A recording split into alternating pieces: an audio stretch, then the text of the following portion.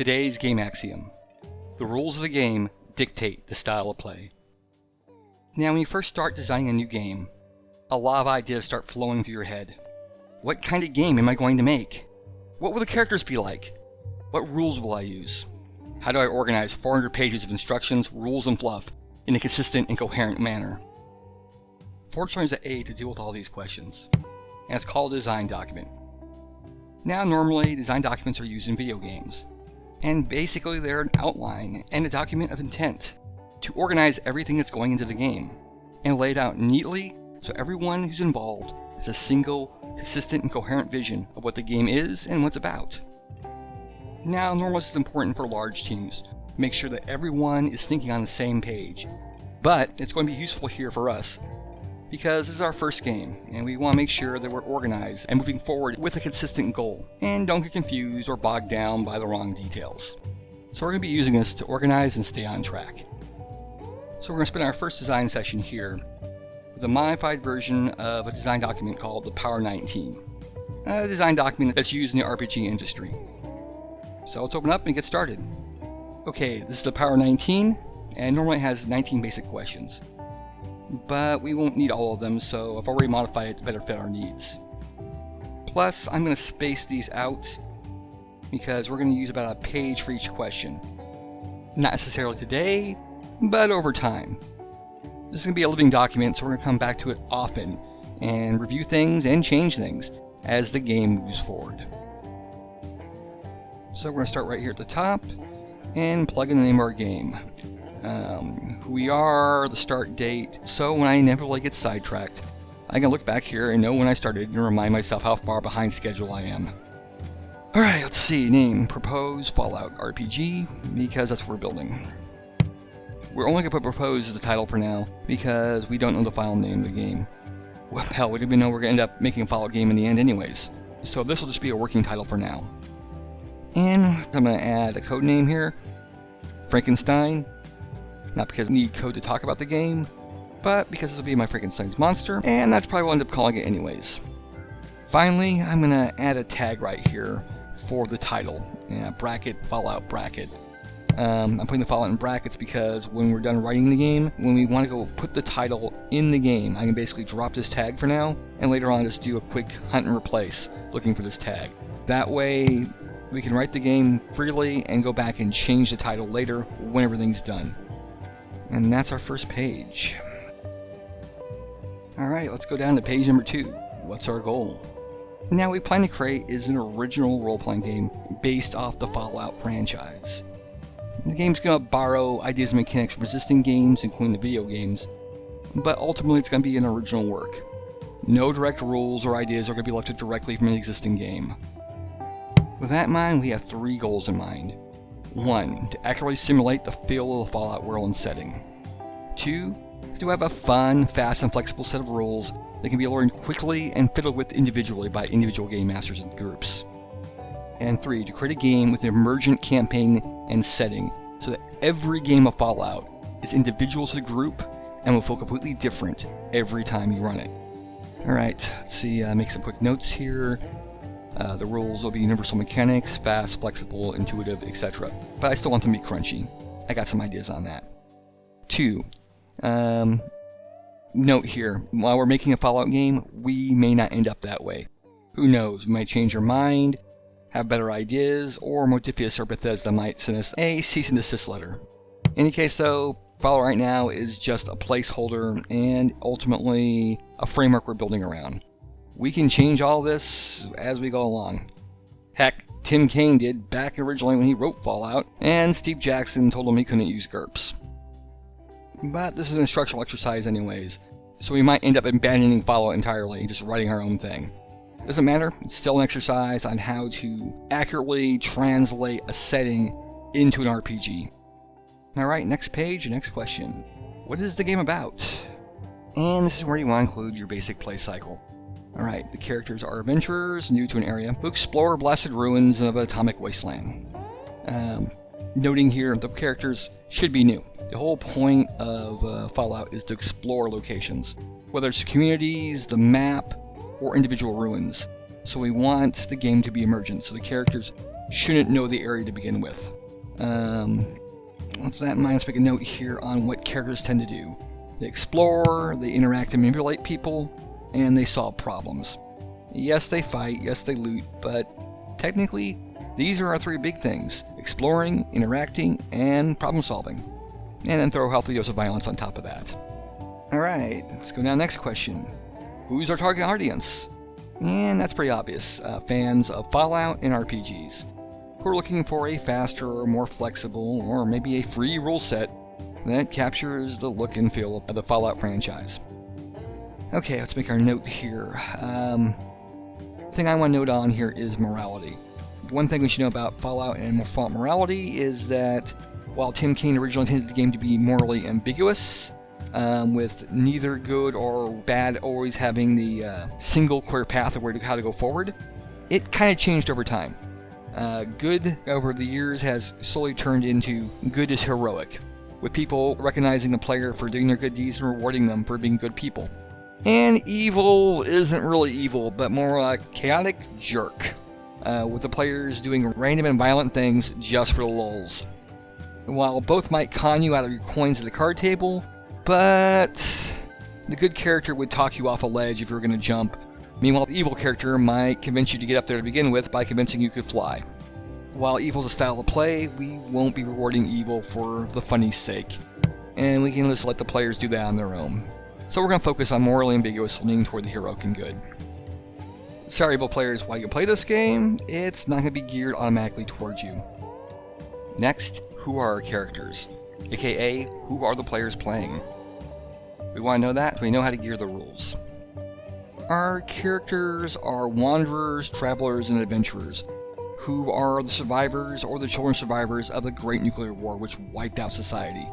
They're raiders, wastelanders, initiates, townies, caravanners, settlers, whatever, who explore blasted ruins and solve problems for the locals and discover secrets of the past, both technological and lore-wise, as they learn what happened to the world that was and what things were really like. Alright, here, let's make some notes.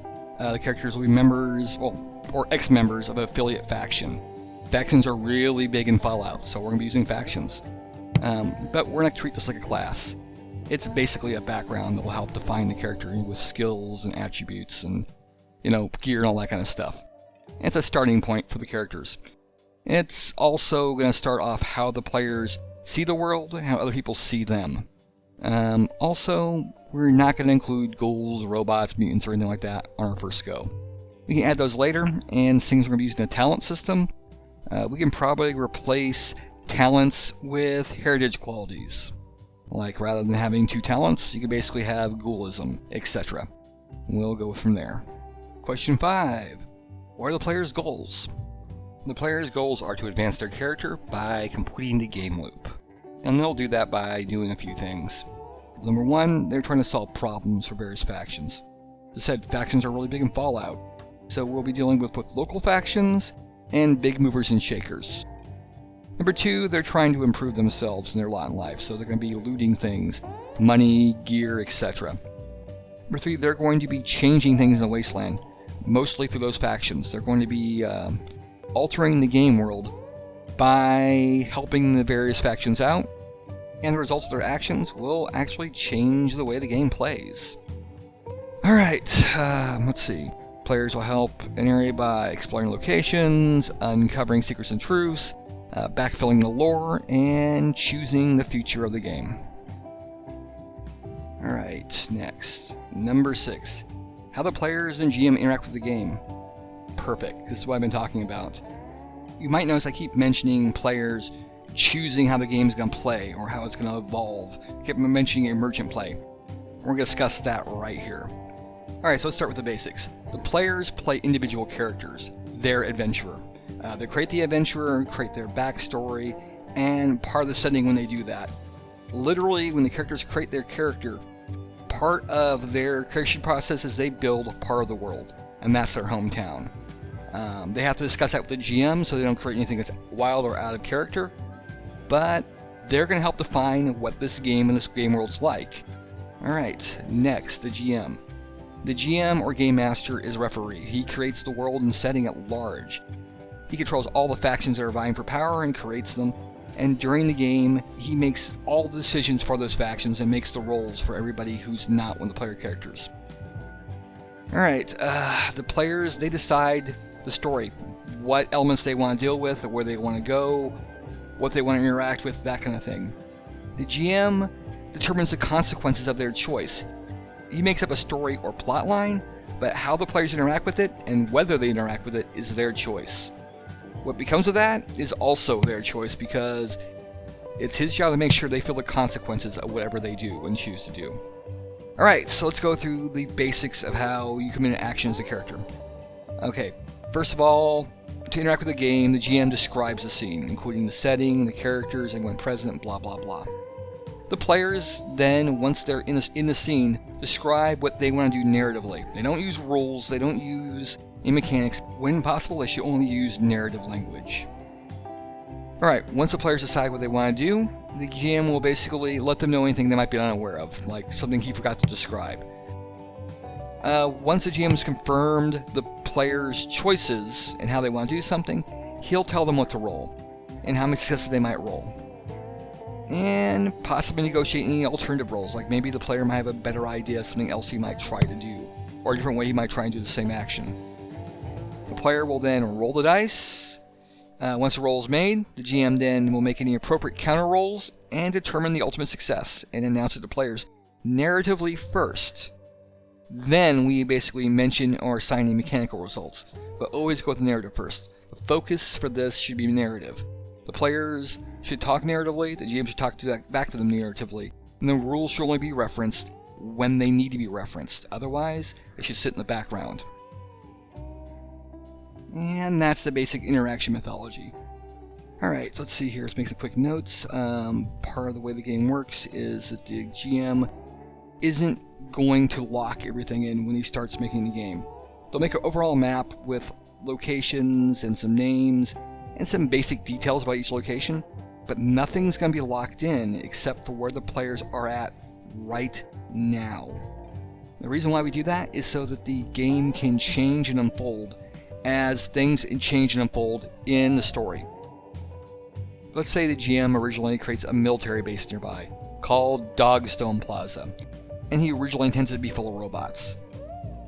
But by the time the players get there, the story's changed, and he actually needs a group of raiders someplace.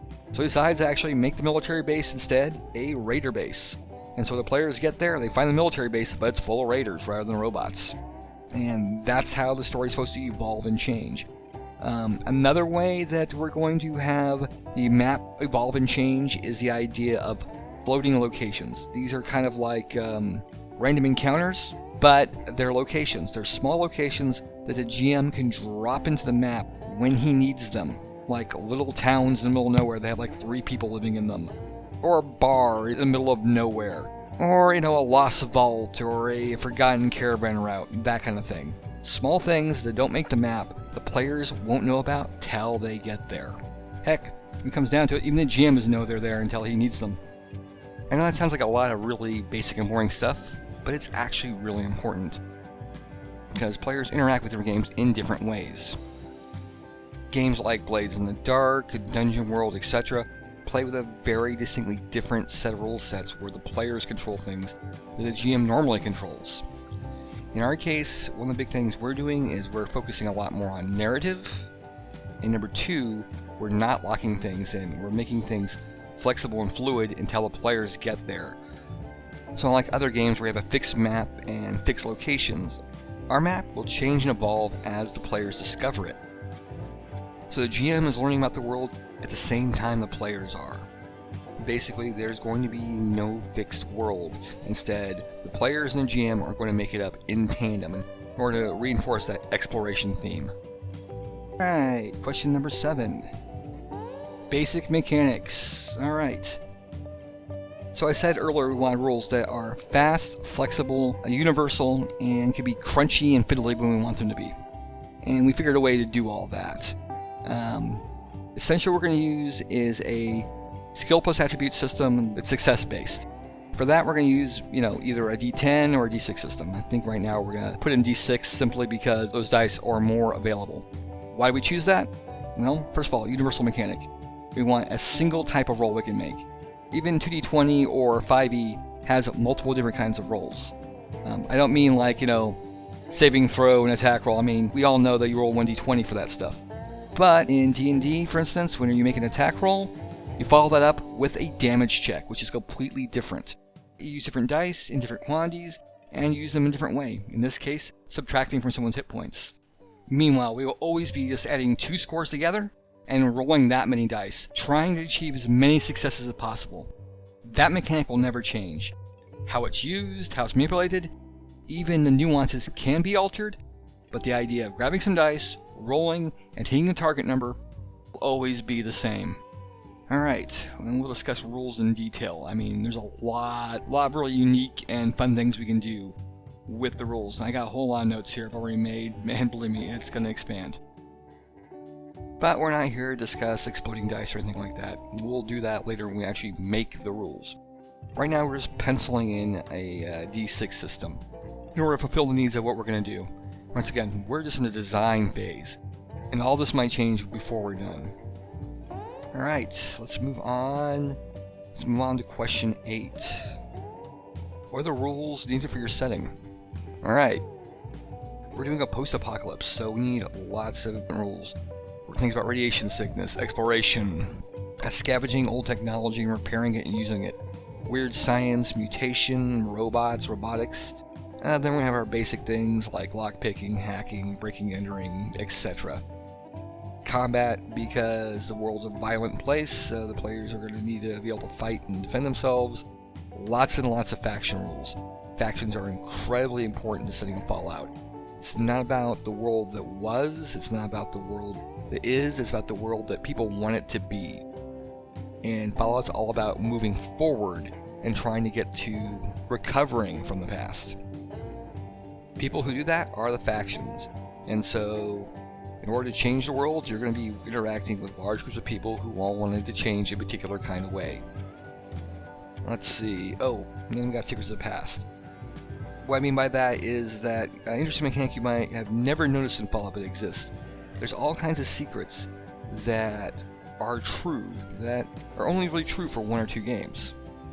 For instance, the idea that you can mix Nuka-Cola and Abraxo together to make nuka grenades. That's a secret you can uncover, but it only really exists in that game. Or another thing would be like the idea that Wacky Glue makes mole rat meat edible. Or that you can make a grenade by taking fusion cells and putting their negatives and positives together and duct taping them together so that it overcharges and explodes. These are little unique things that exist in Fallouts, but a lot of time they only really exist in a particular setting. So we want to do that. Plus we want to tie in a bunch of other things like product placement and stuff like that. So that when we do these things, we're using Nuka-Cola and not this regular old colas. That kind of thing. We'll get back to that later. Also, we're going to use bargaining rules, foraging rules, survival rules, all that kind of things. The basic stuff you need for a post-apocalypse. Alright, moving on. Question 9. What are the themes and what are the rules needed for those themes? Alright, we have a lot of themes. Basically, the 2 biggest ones is the world that was and the world that is. The world that was a jingoistic, capitalistic, pre-war world where everyone was focused on the coming war with the communists. It's all retro-futuristic, 1960s style consumerism, conformity type stuff. So we got mass market branded goods and prefabs and retro-futuristic vibe. Chemistry is the way of the future. Everyone is making things out of chemicals or doing drugs. There are military goods and war machines everywhere, weird science, dangerous consumer goods that are either dangerous to the employees, the customers, or everybody, but are made that way because it's cheap and beneficial to the actual manufacturer. Meanwhile, we contrast that with the world that is, a world that's been blasted apart like Mad Max. It's full of mutants, cannibals, and raiders.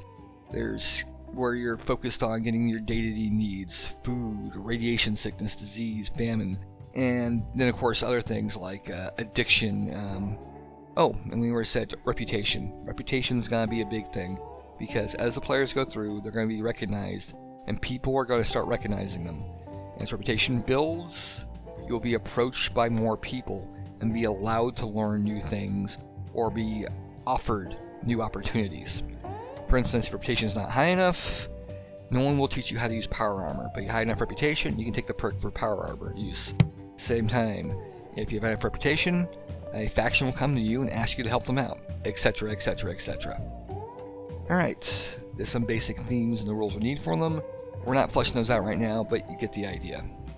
Number 10, how does character creation maintain those themes? It's going to maintain those themes in a couple of ways. Number one, when the characters create their characters, they're going to start by really choosing an affiliate faction they came from. Basically their hometown, their home setting. Whether they're initiate or raid or whatever. By choosing that, they're choosing your basic starting skills, some of your basic starting gear, etc. They're also creating part of the world, and they're putting that back into their characters. So raider characters are going to have a bunch of violent skills, whether they want to or not. Initiate characters will have a bunch of science skills, whether they want to or not. Choosing part of the world that you come from is going to influence how your character basically comes off of. On top of that, when they build their character, they're going to choose a few details that their character knows, but part of that is going to create their hometown. For instance, you get 6 basic skills at 1, which are background skills, but on top of that, the player gets to choose 2 more basic skills of their own. Those skills are supposed to represent their player's hometown. Everyone there knows how to do. So the player chooses cooking, not only are they a good cook, but everyone in their town is a good cook. So the players just choosing and creating their characters can actually help rebuild the game and reinforce the game. Alright, moving on to 11. Explain advancement and how to maintain the themes. For those who don't understand, what we're asking here is that part of the gaming loop is players, by playing the game, move forward and get better so they can play the game more. What that means is that, for instance, in Dungeons & Dragons, you head down into a dungeon where you fight monsters and you loot treasure and get experience points to become more powerful so you can go deeper in the dungeon, where you do it all over again.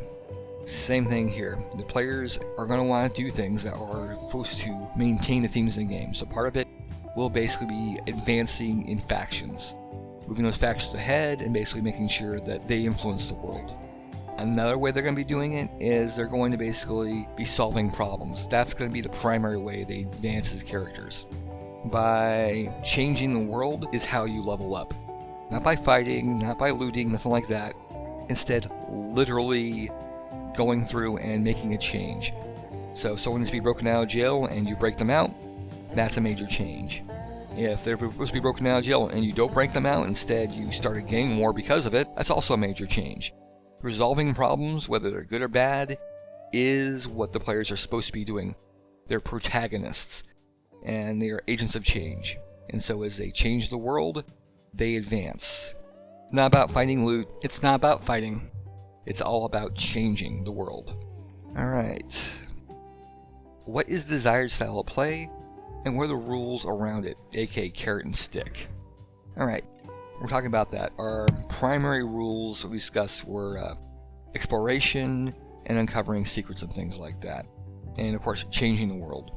We want the players to actively change things. If they avoid things and don't interact, they won't advance. That's our stick.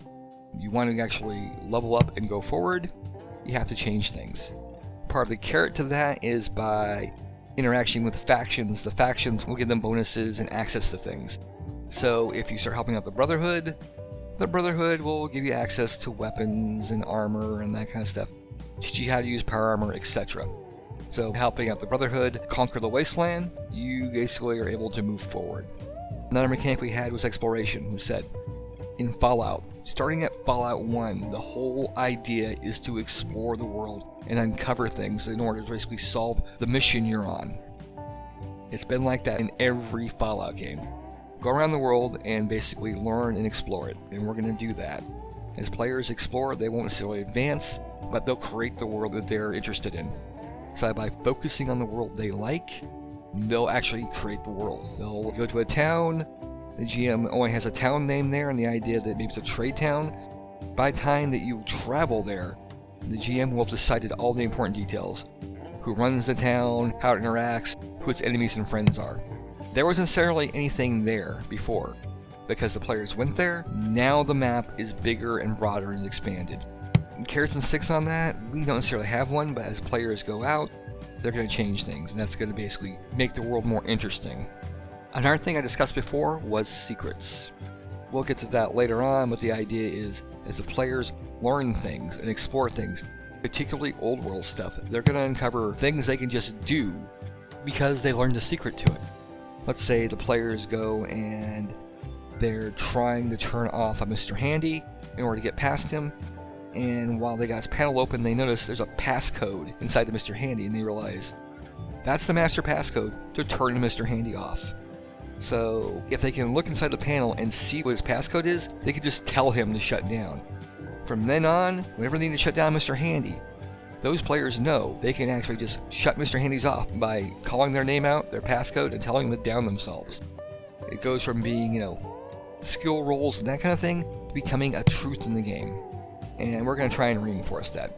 Other carrots and sticks we'll discuss later on, but I don't mind encouraging players, but I kind of just like discouraging them. So I've seen too many heavy-handed methods on that. What is desired character behavior and rules around it? And we were discussing problem-solving, factions, that kind of stuff. As a rule of thumb, we're going to avoid most of the heavy-handed stuff. Nothing about alignment, nothing like that. Evil play in Fallout games isn't really evil, it's more like chaotic jerk. We're not going to discourage people to playing chaotic jerks, but we're also not going to encourage them either. So we'll come back to this and flesh them both out. Okay, narrative rules. Dear God, I love narrative rules, and that's how we're going. A lot of the rules in the game will be around the idea of using narrative to define and open the world up. But we might go a step beyond that. I'm thinking about using a plot point system. And what a plot point system is where the players actively create elements of the game. The point is, with the plot points, the players will make suggestions on what can happen. And if the GM likes it, he moves forward. Players are making parts of the game. Whether it's a plot element, a scene element, or even an NPC. Like, they suggest, hey, what if I know the bartender? Or if I know one of the guards who's currently locking us up? Can I talk to that guy and try to negotiate things? Etc. Alright, focus engagement. We've been talking about it all night long. We're focusing engagement a lot of ways. Number one, we're trying to encourage creative thinking and narrative thinking. The players come up with good ideas that should affect what they're rolling and how they're rolling. So, in a lot of games, if the players are trying to get into a trunk, it's a lockpicking roll. But let's say if the players come up to a trunk and they're trying to get into it and they tell you, hey, I want to flip it over and knock the bottom out. They're deciding what kind of roll they want to make. GM says, yeah, alright, that's great. Make a strength plus, breaking, entering, or lockpicking, or whatever. All those kind of flexible thinking kind of mechanics, allowing the players to kind of negotiate what rolls they're going to make, is going to encourage player engagement. Next, the secrets and exploration stuff. The idea the players are learning about the world at the same time the GM is often enough. And the world isn't fixed, but they help create it. That's going to have player engagement. The factions. The idea that the players not only can interact with the factions and influence them, but actively mess with them. That certain factions may trust the player or want him to do things. The player might actively do things to alter the world the way they want to by messing with them. Finally, lore. The world isn't necessarily fixed. The players are going to be adding to the lore with their backgrounds and the things they uncover and the secrets they explore. The whole point, everything about this, is creating a world that the players aren't experiencing that the GM's made, but the GM and the players are creating together and learning about together. Often enough, both of them will be surprised on what they're going to find around the next corner. Alright, color and flavor. For those of you who don't know what that means the color and flavor text and that kind of stuff you're going to find in a book. How are they going to contribute to the themes and the rules of the game? I have access to a lot of art and artists, so we can actually go ahead and dial that in once we get the actual rules and the style put to paper. We won't be using AI. I mean, seriously. Do what you want, but that's not the way we're going. If someone's being creative, pay them for the creation. Alright, 17. How's this game different from others on the market? It's a great question. I think we've been discussing that, the idea that no single one is controlling everything. The GM is creating the basic world, and the players are playing their basic characters, but there's a lot of flex there where the players interact with that world, and both of them are altering the world as it goes on. Next, this world is not meant to be static. If there is a group of mutants who are coming into the area and trying to take it over, and they're fighting the Brotherhood, that campaign is meant to eventually get resolved. Either one side or the other is meant to eventually win. We're going to add mechanics so that as the players help a faction, that faction will advance and that they will change the world. So as you help the Brotherhood basically capture munitions from a mutant stronghold, Brotherhood gets stronger, you see more patrols out there, and the mutants basically get weaker and move to another position and start focusing their attacks on other locations. Things like that. So we'll use probably a clock mechanism like Blades in the Dark or something like that. And that's it. There are other things that are normally in this design document, but I'm not covering it for now. I'm just going for these ones. In any case, that's our basic design document, how you fill it out.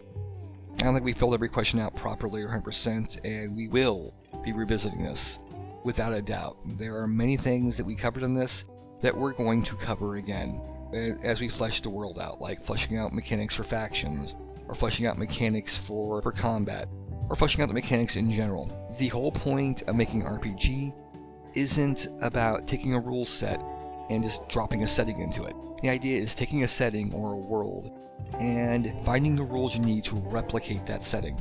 And that's the goal we're doing here. Remember I said at the very beginning, the rules of the game determine the style of play. And that is 100% truth.